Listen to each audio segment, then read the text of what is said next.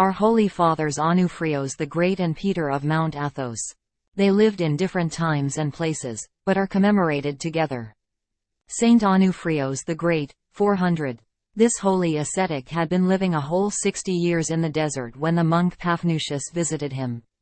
His hair and beard reached down to the ground, and long hair, as white as snow, had grown all over his body during his years of nakedness. His appearance was cadaverous, unearthly and awe-inspiring. Seeing Paphnutius, he called him by name and then recounted to him his life in the desert. His guardian angel had appeared to him and taken him to that place.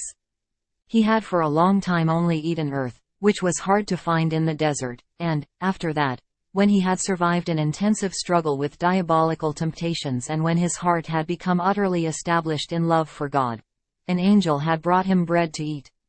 And besides that, through God's gracious providence, a palm tree grew up at one side of his cell, that gave good dates, and a spring of water began to flow there. But especially, said Onofriou, my food and drink are the sweet words of God. To Paphnutius's question about his receiving of communion, the hermit answered that the angel of God brought him communion every Saturday. On the next day, the old man told Paphnutius that it was the day of his departure from this world. Then he knelt down, prayed to God and gave his spirit into God's hands. Then Paphnutius saw a heavenly light that illumined the body of the departed saint, and heard a choir of angelic hosts. He buried Onofriou's body with honor and returned to his own monastery, there as a living witness to narrate to the brethren, for their edification, the wonderful life of the man of God and the greatness of God's providence towards those who give themselves wholly to his service. Prologue. The great horologian adds that Paphnutius intended to stay in the place where Onofriou died, but soon the palm tree withered and the spring dried up, which Paphnutius took as a sign that he was meant to leave that place and return to live with the brethren. Saint Peter of Mount Athos, 734. He was born to a noble family in Constantinople and became a soldier. He was taken captive by the Saracens and thrown into prison in chains, in Samarra of Syria.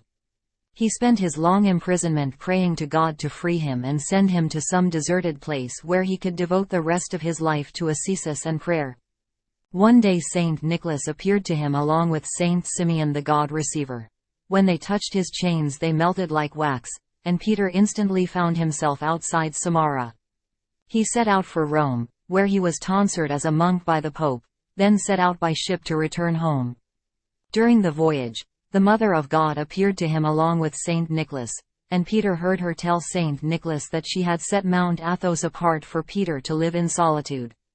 Peter had never heard of Mount Athos, but disembarked there and settled in a cave.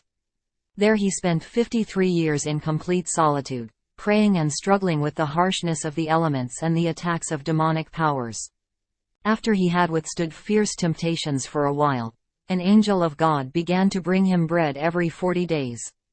Like Saint Onofriou, his humble life might have passed completely unrecorded, but by God's providence, 1 year before the saint's death a deer hunter found him and heard the tale of Peter's life, which he recorded. Saint Peter reposed in peace, his relics were taken to Macedonia.